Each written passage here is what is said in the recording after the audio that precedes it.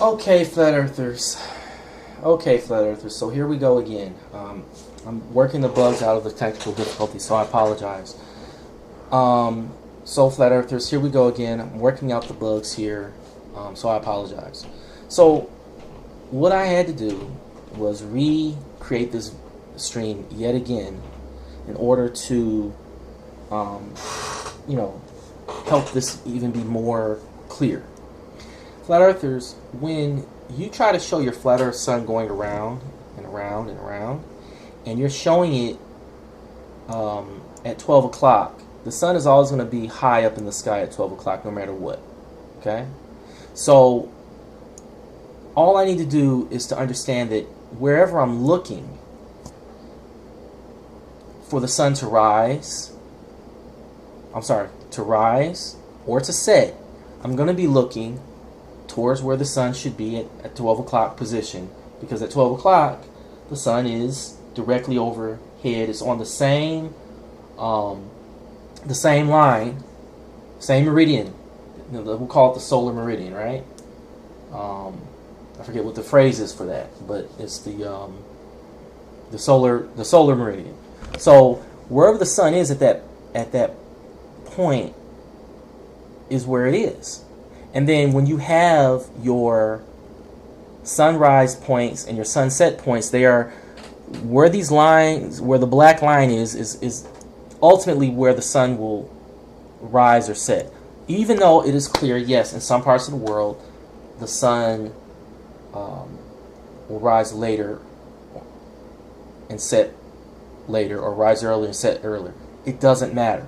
And the reason why it doesn't matter is we're talking about magnitudes of error with the flat earth position. So for instance, this flat earth sun is pretty close to the winter solstice period. Okay, so that's its position relative to its distance to the North Pole is close to, we're in late December, early January here. Okay, now with that being the case, what we have is, where are you in North America when it's time for the sun to set, right? So here we are, right? It's 12 o'clock somewhere over the ocean, and you're in the United States, and it's nappy nap, betty betty bye bye time, and here you are, right? You're looking this way, okay? You're not looking this way. You're not looking over here, okay? It gets even worse the further south you go, because you have to essentially look 45 degrees to your right to see the sunset. And it makes it even more absurd is that if you're watching the sun rise, it's flip-flop. So it's like sunrise, right? And you're saying to me, oh, hey, I'm in America and it's time for the sun to rise, and I got to look, between 23 and 65 degrees to my left. I'm not looking due west during sunset, and I'm looking due east. I'm looking due north. So it's a bunch of bunk. Another flat earth bunk debunked. And this is going to get worse when I find out what the solar positions are on the horizon relative to the cardinal positions. Where it is relative to west, where it is relative to north. Because flat earthers, here's the thing. You can't confuse people about 360 degrees. If you turn your body around one turn, that's 360 degrees. So if you look at the sun where it is and you just note where it is, you turn around, you turn 360 degrees to see the sun at the dead ahead again.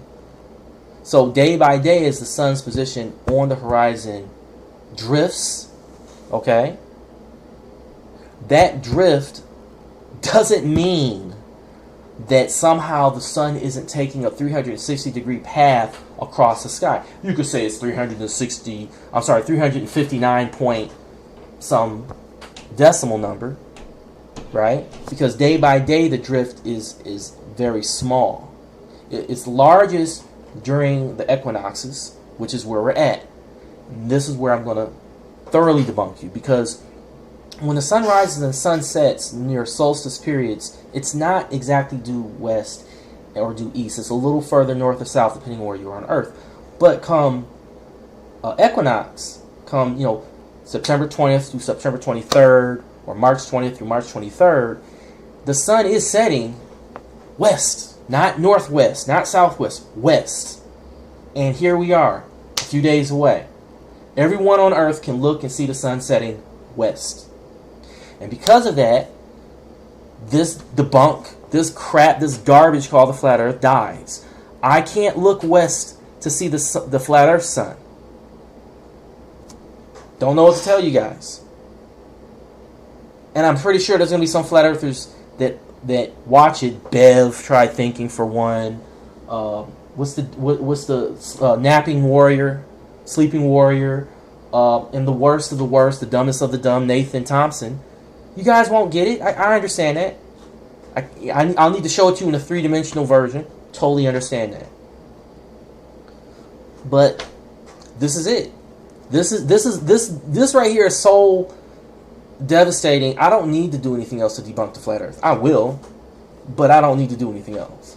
I just need to just show this and say, hey, where's the flat Earth sun? It's 12 o'clock. Hey, it's 12 noon. It's wintertime. Look, wintertime, 12 noon on Flatlandia.